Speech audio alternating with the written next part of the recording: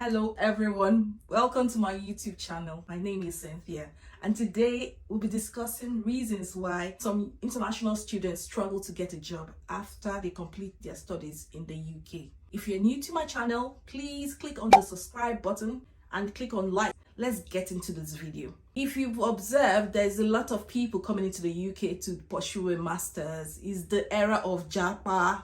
Let's come into the UK and study and perhaps settle. It will be very important or very good and desirable if someone spends their money, their time and pursue a master's in the UK, maybe after selling their property or their land, and then they come here to study. It will be very good if they can get a job in their area of specialization. But this is not always the case. You observe that sometimes people have to get a certificate of sponsorship, that's COS, from maybe a care agency or nursing home. And this is somebody that studied computer engineering or perhaps is a microbiologist, molecular microbiologist or biotechnologist. I would be discussing these things that you can do in order to improve your chances of getting a job. Let's get into this video. The first reason is the high competition in the job market. As an international student, you need to work harder in order to stand out from the crowd. What does this mean? In order to employ you or give you a certificate of sponsorship, there is a lot of time, money, and effort put in by these companies that want to hire you. So why should they spend that money, time filling up paperwork for you? And there is another local student that does not need that same time or money to be spent, and both of you have similar qualifications. So why should they employ you over a local student? So when you think about this, you have to craft your CV or craft your work in such a way that you stand out from the crowd. What do you need to do in order to increase your chances of being selected in this highly competitive market? What I would say you should do is subscribe to as many job sites as possible.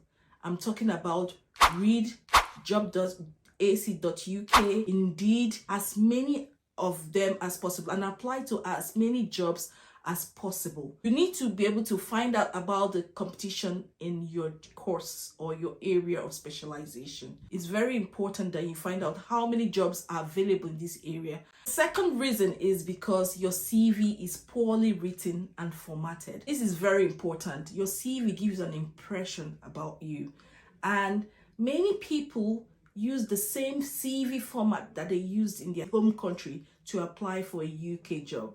Please don't do that. Please, no, don't do that. Why I'm smiling and laughing about this is because some people don't know about some of the sensitive characteristics that you shouldn't include in your CV that can increase the chances of you being discriminated against. One of it is that you shouldn't include your religion, your gender, your marital status. Don't need to include those information in your CV. Try your best, try your optimal best to upgrade your CV to the UK standard so that even when it passes through the AI firewall screening, then the recruiter can be able to see it and say, yes, this is good, come for an interview. How can I overcome this problem? I would just send my CV to maybe someone in Upwork or Fiverr to be able to help me upgrade my CV to the UK standard.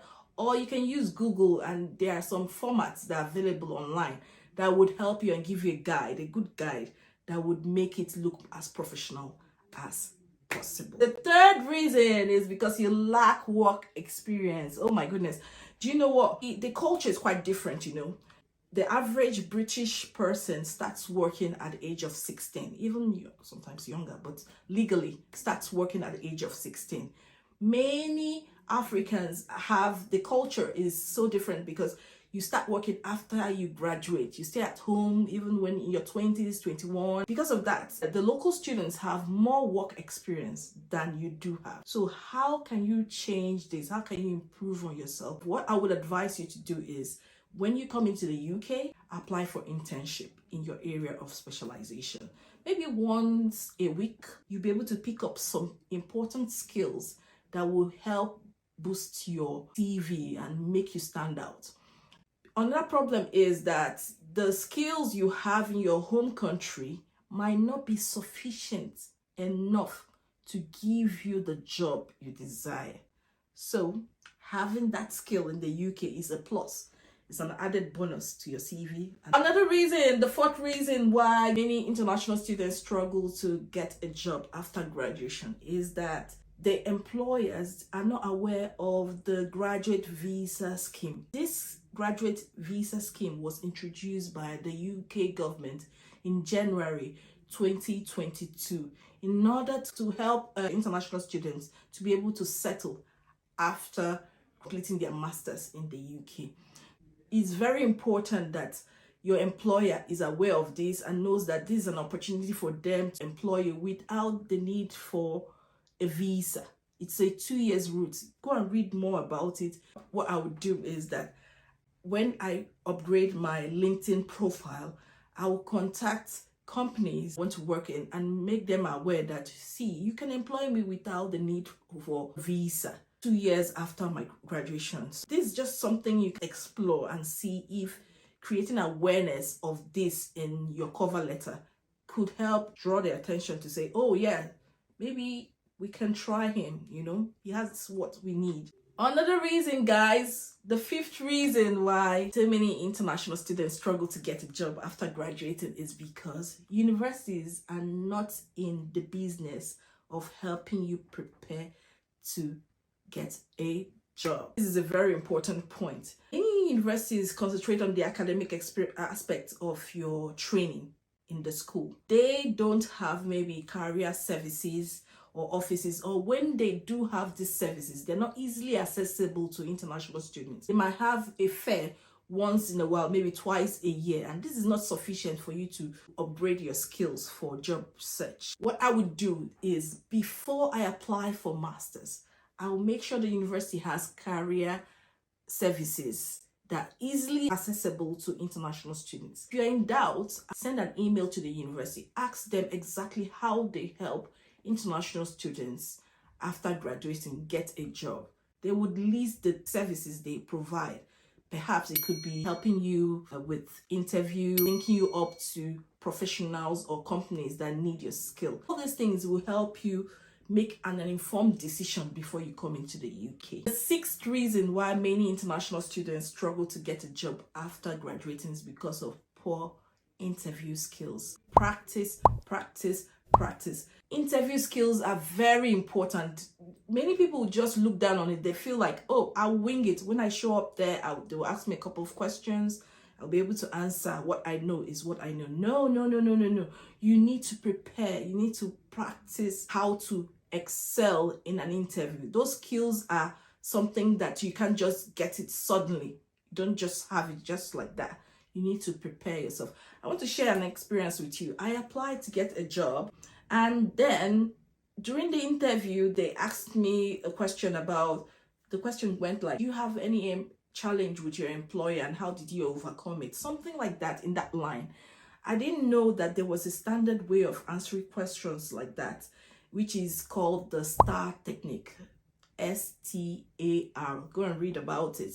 I wasn't aware, so I just winged it. I just answered the way I felt like answering. Because I was not prepared for that interview, I did not get the job. Most times, they would give you a feedback on why they didn't give you that job. So on the feedback form or sheets I received, they told me that I didn't answer it the way it is required using the STAR technique. I learned a lot from there. So the next interview I went for, I used the STAR technique. I was able to get that job. I would say that you need to prepare yourself using the mentors, the career services provided by your university. These people could really help you to prepare for an interview.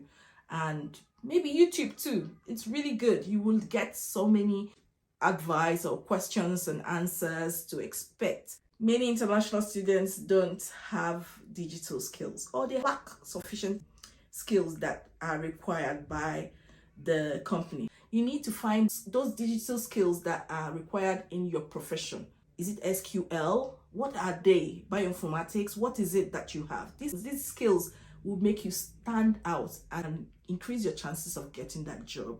So what I would do is I would upgrade my CV by enrolling for some training while doing my master's. Some universities like Harvard online will give free tutoring and free training to acquire some skill. Even Google gives such services. So just find out what is available in your area. Just be conscious of that. If it needs 2 weeks training, 3 weeks training, whatever it is, bring out the time and go through that training and get those skills, because it will help you stand out. Many international students have to balance life, family. Maybe they have a wife or a husband, they have kids, but they're in a new environment. This is the first time experiencing winter. These dynamics, it can actually distract an international student, and the international student won't be able to effectively use their time.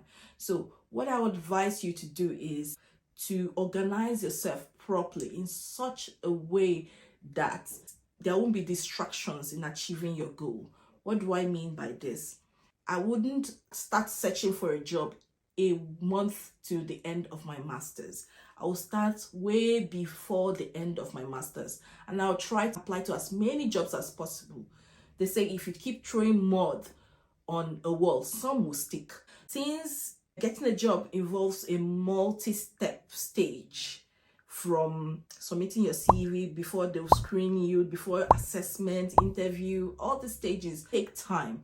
And so I would try my best to start my job search way ahead before completing my degree program. Another reason why many international students struggle to get a job is because there are not as many job opportunities in that area you are doing your master's. And master's students, before you come into the UK, first of all, do proper research to find out what are the requirements. Some people don't know that if you do a master's in law, it doesn't mean you can practice law in the UK. Some people don't know that if you do a master's in biomedical sciences, it doesn't mean that you can practice biomedical science. Dig deep, find out what are the stages to get that professional qualification or get that job. How can I increase my chances to be the one selected when those opportunities come up? Another thing I would do is I would upgrade and update my LinkedIn to be appealing to employers or recruiters whenever they are searching for a new employee. I would write proposals stating how I can solve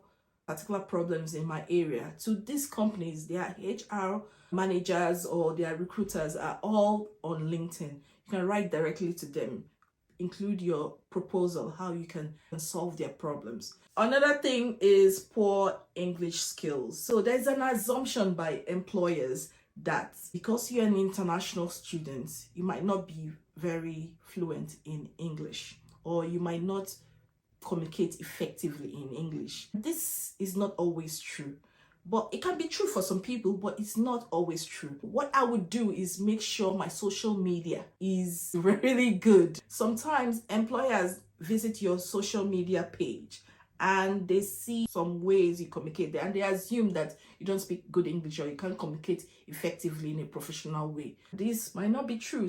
I would make sure my personal page is for friends and friends only and not to the entire public. If I am making it public, I'll try my best to write in good English so that nobody makes assumptions about me. If you do all of this, you can increase your chances of being employed in the UK. If you have benefited from this video, please subscribe, hit the like button. Do you have experiences you are willing to share? Please do not hesitate to write in the comment box so that everybody can benefit. Thank you for listening to me. Bye-bye.